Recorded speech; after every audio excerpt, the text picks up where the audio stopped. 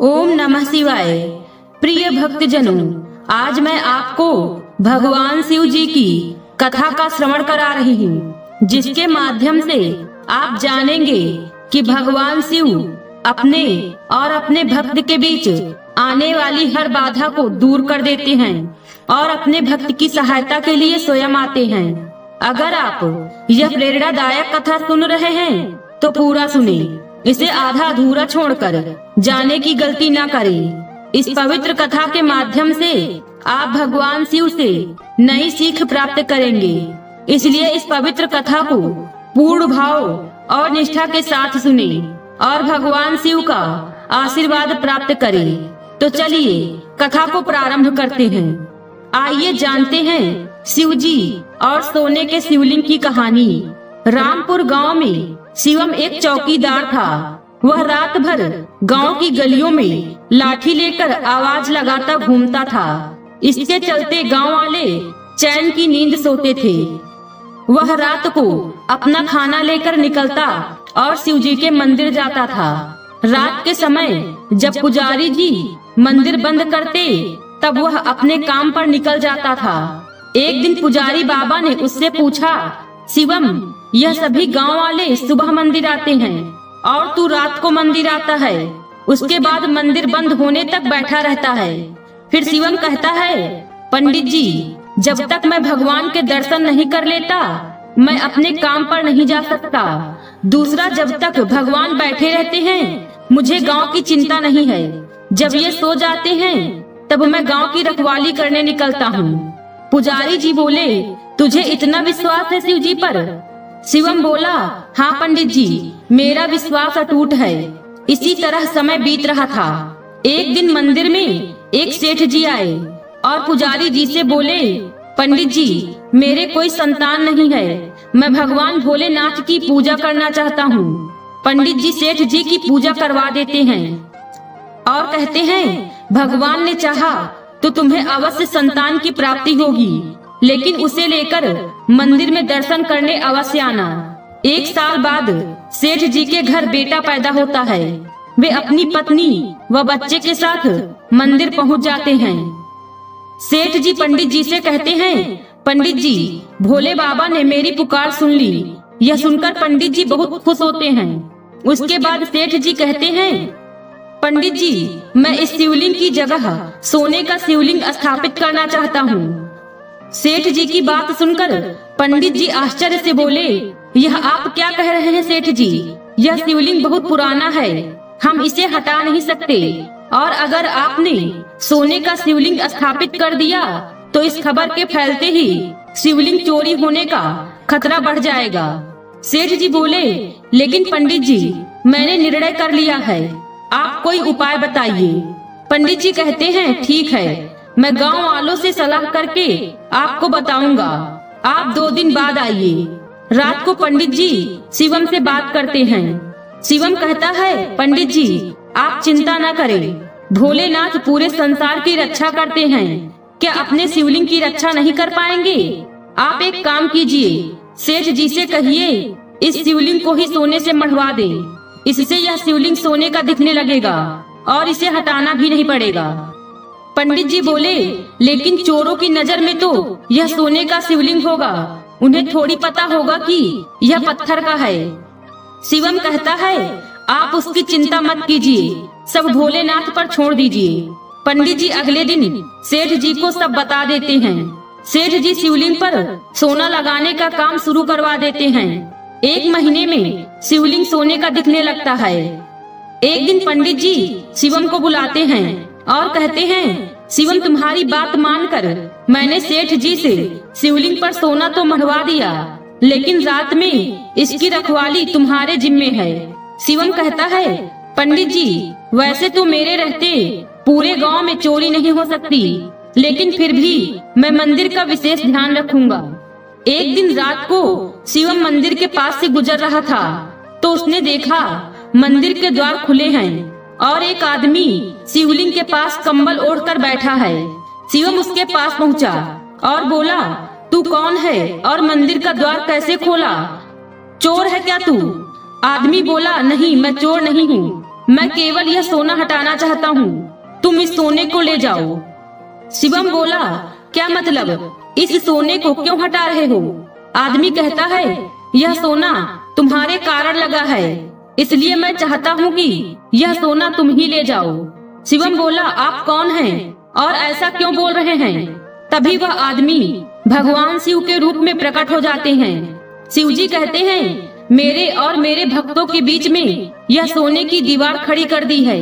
मेरे भक्त जो भी श्रद्धा से अर्पण करते थे, वे इस सोने पर ही रह जाता है, मुझ तक नहीं पहुंच पाता, और न मेरे भक्त मेरे दर्शन कर पा रहे हैं। शिवम यह सुनकर भगवान के पैरों में गिर जाता है। शिवम कहता है, प्रभु मुझे माफ कर दीजिए, मैं अज्ञानी समझ नहीं पाया, आप तक जल भी नहीं चढ़ पाया, मैं अभी इस सोने को हटा देता हूँ। यह कहकर शिवम उस सोने को हटा देता है। भगवान शिव उसे आशीर्वाद देकर अंतर्ध्यान हो जाते हैं। सुबह जब मंदिर खुलता है तो पंडित जी यह सब देखकर शिवम से पूछते हैं। शिवम उन्हें सारी बात बता देता है। पंडित जी उसी समय सेठ जी को बुलाते हैं। सेठ जी कहते हैं, भगवान मुझे माफ कर दीजिए, मुझसे बहुत बड़ी भूल हो गई। अपनी जिद के कारण मैंने आपकी पूजा में बाधा डाली। उस दिन से मंदिर में पहले की तरह पूजा होने लगी। सेठ जी ने वह सोना गरीबों में दान कर दिया। आइए अब जानते हैं गरीब भक्त का इलाज करवाने कैसे आए शिव जी।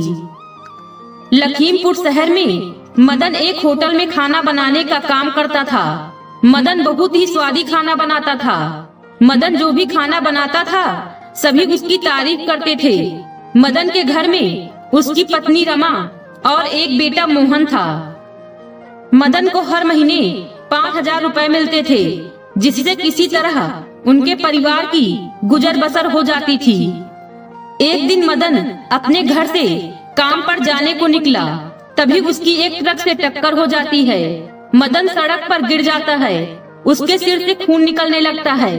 कुछ लोग उसे अस्पताल पहुंचा देते हैं। जैसे ही रमा को खबर मिलती, वह अस्पताल पहुंच जाती है। रमा कहती है, डॉक्टर साहब मेरे पति ठीक तो हो जाएंगे ना? डॉक्टर बोले, आपके पति की हालत ठीक नहीं है, हमें ऑपरेशन करना होगा, जिसके लिए आपको 50,000 रुपए जमा कराने होंगे। रमा बोली, लेकिन डॉक्टर साहब मेरे पास तो इतने पैसे नहीं हैं। डॉक्टर बोला, देखिए मैं कुछ नहीं कर सकता, आपको जल्द ही पैसे जमा कराने होंगे, नहीं तो इनकी जान भी जा सकती है। रमा बोली, डॉक्टर साहब मैं पैसों का इंतजाम करती हूँ। यह कहकर वह अस्पताल से बाहर निकलकर शिव जी के मंदिर में पहुँच जाती है। वहाँ जाकर वह रोने लगती है। रमा कहती है, हे भोलेनाथ मेरे पति की रक्षा करो, मुझे कुछ समझ नहीं आ रहा, अब आप ही हैं जो मेरे पति की रक्षा कर सकते हैं। कुछ देर मंदिर में प्रार्थना करने के बाद रमा उसी होटल में पहुंच जाती है जहां मदन काम करता था। मालिक कहता है, अरे आज मदन काम पर नहीं आया, यहाँ कितना नुकसान हो रहा है उसके बिना। रमा बोली, सेठ जी उनका एक्सीडेंट हो गया है और डॉक्टर ऑपरेशन के लिए 50,000 रुपए मांग रहे हैं। मालिक बोला, ओहो लेकिन मेरे पास भी इतने पैसे नहीं हैं। तुम एक काम करो, ये 10,000 रुपए रख लो, इससे ज्यादा मैं कुछ नहीं कर सकता। रमा कहती है, लेकिन 10,000 से क्या होगा सेठ जी? मालिक कहता है, मैं इतना ही कर सकता हूँ। रमा रुपए लेकर अस्पताल पहुँच जाती है।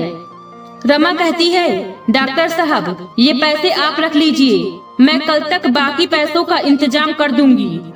अगले दिन सुबह रमा अस्पताल जाने के लिए निकली। रास्ते में मंदिर देखकर वह शिव जी से मिलने चली जाती है। रमा कहती है, भगवान आज मुझे पैसे जमा करने हैं, समझ नहीं आ रहा मैं क्या करूं। मैं तो यहाँ किसी को जानती भी नहीं हूँ, अब सब आपके ही हाथ में है, मेरे पति की रक्षा करो प्रभु। रमा कुछ देर मंदिर में बैठकर रोती रहती है। उसके बाद वह बाहर आ जाती है। तभी मंदिर की सीढ़ियों पर उसे एक बच्चा दिखाई देता है। रमा कहती है, बेटा तुम कौन हो और यहाँ अकेले क्या कर रहे हो? बच्चा बोला, मेरे माता पिता खो गए हैं, आप क्या मुझे उनके पास ले जा सकती हैं? रमा बोली, लेकिन मैं उन्हें कैसे ढूंढूंगी? तुम एक काम करो, मेरे साथ अस्पताल चलो, वहाँ से हम पुलिस स्टेशन चलेंगे, पुलिस तुम्हारे माता पिता को ढूंढ लेगी। रमा उस बच्चे को लेकर अस्पताल पहुंच जाती है, लेकिन तभी अस्पताल के दरवाजे पर ही उस बच्चे के माँ बाप मिल जाते हैं। बच्चे की माँ रमा से कहती है, आपका बहुत शुक्रिया, आपने मेरे बच्चे को ढूंढा है। रमा बोली, कोई बात नहीं, भगवान भोलेनाथ की कृपा से आपका बच्चा मिल गया, यही काफी है। तभी बच्चे का पिता कहता है, आप अस्पताल में कैसे आई हैं? रमा ने उन्हें सारी बात बता दी। बच्चे के पिता ने कहा, कोई बात नहीं, आप यह पैसे रख लीजिए और अपने पति का इलाज करवा लीजिए। रमा पैसे लेकर अंदर जमा कराने चली जाती है। वह डॉक्टर को पैसे देकर बाहर आती है, तब तक दोनों माता पिता वहां से चले जाते हैं। उसी दिन मदन का ऑपरेशन हो जाता है और वह कुछ ही दिनों में ठीक होकर घर आ जाता है। कुछ दिन बाद मदन, रमा और मोहन तीनों भगवान शिव के मंदिर जाते हैं। रमा कहती है, भगवान भोलेनाथ, आपकी कृपा से मेरे पति ठीक हो गए। रमा जब मूर्ति की ओर देख रही थी तो भगवान शिव और माता पार्वती में उसे वही माता पिता दिखाई दिए जो अस्पताल में मिले थे। यह देखकर रमा रोने लगी।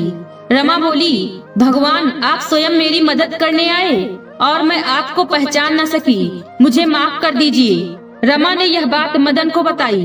तीनों उस दिन से भगवान भोलेनाथ की भक्ति करने लगे। मदन अब उसी होटल में काम करने लगा था। इस तरह तीनों भोलेनाथ की कृपा से खुशी खुशी रहने लगे। आइए अब जानते हैं भगवान शिव के भक्त की कहानी।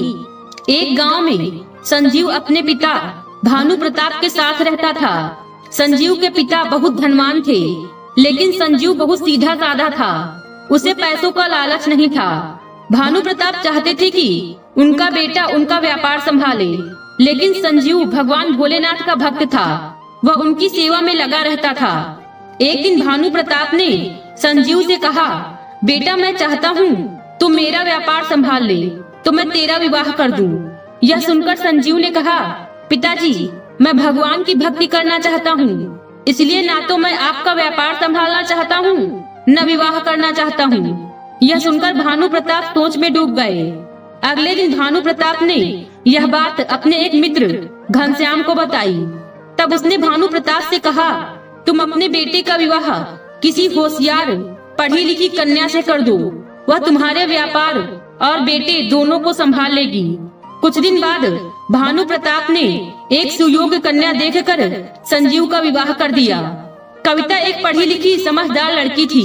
उसने घर में आते ही पूरे घर को संभाल लिया। एक दिन संजीव मंदिर जाने के लिए तैयार हो रहा था। तभी कविता ने कहा, आप हर दिन मंदिर जाते हैं, इससे अच्छा है मंदिर शाम को जाया कीजिए। सुबह मेरे साथ चलिए, दुकान खोलिए, व्यापार पर ध्यान दीजिए। यह सुनकर संजीव को बहुत गुस्सा आया, लेकिन वह बिना कुछ कहे मंदिर चला गया और भगवान भोलेनाथ के सामने बैठकर प्रार्थना करने लगा। उसने कहा, बाबा, मेरे पिताजी ने बिना मेरी मर्जी के विवाह के चक्कर में फंसा दिया। अब तो मेरे लिए आपकी पूजा करना भी मुश्किल हो रहा है। संजीव अगले दिन जैसे ही मंदिर जाने के लिए तैयार हुआ, कविता ने उसका रास्ता रोक लिया और बोली, मैं एक पढ़ी लिखी समझदार लड़की हूँ, मैं भगवान को नहीं मानती हूँ। आजकल तो पैसा ही भगवान है। अपने भोलेनाथ को छोड़कर मेरे साथ दुकान पर चलिए। मैं आज आपको मंदिर नहीं जाने दूंगी। अगर जाना ही है तो शाम को चले जाइएगा। संजीव को बहुत गुस्सा आया। उसने कविता से कहा, मैंने पिताजी से विवाह के पहले ही कह दिया था कि मैं अपनी पूजा पाठ नहीं छोड़ूंगा, फिर तुम क्यों जिद कर रही हो? लेकिन कविता नहीं मानी। हार कर संजीव को उसके साथ दुकान पर जाना पड़ा। दुकान पर कविता कपड़े बेच रही थी, लेकिन संजीव का मन दुकान पर नहीं लग रहा था। वह आज मंदिर नहीं गया था, इसलिए वह बहुत परेशान था। तभी दुकान पर एक बूढ़ा आदमी आया। उसके कपड़े फटे हुए थे। उसने संजीव से कहा, बेटा, मेरे कपड़े फटे हुए हैं, आगे सर्दी का मौसम भी आने वाला है, क्या तुम मुझे एक कुर्ता दे सकते हो? लेकिन मेरे पास पैसे नहीं हैं। संजीव को उस पर दया आ गई। उसने तुरंत एक कुर्ता उस बूढ़े आदमी को दे दिया। तभी कविता ने उसे रोकते हुए कहा, आप यह क्या कर रहे हैं? बिना दाम लिए इसे कपड़े दे रहे हैं। यदि हमने ऐसा किया तो बहुत नुकसान हो जाएगा। कविता उस बूढ़े आदमी से कहती है, चुपचाप यहाँ से चले जाओ। पूरे दाम लिए बगैर हम कुर्ता नहीं देंगे। यह सुनकर वह बूढ़ा आदमी वापस चला गया, लेकिन संजीव को उस पर बहुत तरस आ रहा था। दोपहर के समय उसने कविता को खाना बनाने घर भेज दिया और वह कुर्ता लेकर उस बूढ़े आदमी को ढूंढने निकल गया। काफी ढूंढने के बाद भी जब वह नहीं मिला तो वह शिव जी के मंदिर पहुंच गया। वहां उसने देखा कि मंदिर की सीढ़ियों पर वही बूढ़ा आदमी बैठा है। संजीव ने उसे आवाज दी, बाबा, ओ बाबा, देखिए मैं आपके लिए कुर्ता लाया हूँ। बूढ़े आदमी ने संजीव की आवाज सुनी और वे उठकर मंदिर के पीछे चल दिए। संजीव आवाज देते देते उनके पीछे पीछे चल दिया। मंदिर के पीछे जाने पर उसने देखा वह बूढ़ा आदमी खड़ा था। संजीव ने उससे कहा, बाबा, मैं आपके लिए दुकान से चुराकर कुर्ता लाया था। आपको मैं काफी देर से ढूंढ रहा हूँ। जल्दी से यह कुर्ता ले लीजिए। दुकान पर यदि मेरी पत्नी आ गई तो उसे सब पता लग जाएगा। यह कहकर वह उस बूढ़े आदमी को कुर्ता देने लगा। तब उन्होंने कहा, बेटा, कुर्ता तो बहाना था। मैं तो केवल तुझे देखने आया था। तू हर दिन मुझसे मिलने आता है। आज नहीं आया तो मैं तुझसे मिलने खुद आ गया था। यह सुनकर संजीव ने कहा, लेकिन बाबा, मैं तो पहली बार आपसे मिला हूँ। तभी वह बूढ़ा आदमी भगवान भोलेनाथ के रूप में प्रकट हो गए और उन्होंने कहा, जैसे भक्त मुझसे मिलने का इंतजार करते हैं, वैसे ही मैं भी भक्तों का इंतजार करता हूँ। भगवान शिव को साक्षात सामने देखकर संजीव उनके पैरों में गिर गया और बोला, बाबा, मुझे क्षमा कर दीजिए। मैं मूर्ख आपको पहचान नहीं सका। आपको मेरे कारण इतना कष्ट झेलना पड़ा। तभी संजीव के कानों में किसी के रोने की आवाज पड़ी। उसने पलटकर देखा तो कविता वहां खड़ी रो रही थी। वह भी बाबा के चरणों में गिर गई। उसने कहा, बाबा, अपनी शिक्षा के घमंड में मैंने आपका अपमान किया। मुझे माफ कर दीजिए। इन्हें आपकी पूजा करने से रोककर मैंने बहुत बड़ी भूल की है। मेरे कारण ही आपको कष्ट हुआ है। मुझे सजा दीजिए। तब भगवान शिव ने कहा, तुम्हारे अंदर भक्ति जगाने का यही उपाय था। अब तुम दोनों अपना सांसारिक धर्म पालन करते हुए मेरी भक्ति करो। यह कहकर भगवान अंतर ध्यान हो गए। उनके जाने के बाद कविता ने कहा, मुझे माफ कर दीजिए। मैं तो गुस्से में आपको ढूंढते हुए मंदिर आई थी। मुझे पता था कि आप यहीं आए होंगे, लेकिन आज आपके पुण्य के कारण मुझ पापी को भगवान भोलेनाथ के दर्शन हो गए। उसके बाद से दोनों व्यापार के साथ साथ भगवान भोलेनाथ की भक्ति करने लगे। आज की वीडियो में बस इतना ही। उम्मीद है वीडियो पसंद आई होगी। इस वीडियो में बोलते समय कोई त्रुटि हुई हो तो क्षमा करें। वीडियो पसंद आई हो तो वीडियो को लाइक और शेयर करें और चैनल को सब्सक्राइब कर दें और कमेंट बॉक्स में हर हर महादेव लिखना बिल्कुल न भूलें। मिलते हैं अगले वीडियो में। खुश रहिए और खुशियाँ बांटते रहिए। हर हर महादेव।